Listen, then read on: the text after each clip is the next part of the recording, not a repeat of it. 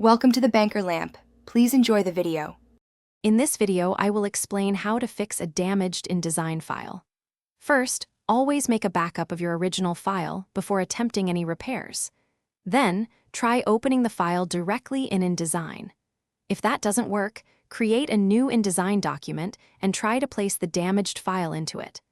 This often helps isolate the issue and can sometimes resolve minor corruption. InDesign has built-in recovery features that can save your work. Navigate to your InDesign recovery folder, usually found within your user's application data. Look for files that InDesign automatically saved, often marked with recovery in their names.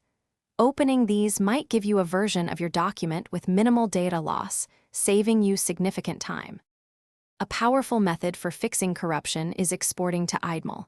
If you can open the damaged file, even partially, save it as an InDesign markup language or IDML file. This process often cleans out underlying corruption. Then, create a brand new InDesign document and open the IDML file within it. This can effectively rebuild your document. For more stubborn issues, try resetting your InDesign preferences. Hold down specific keys during startup to clear them.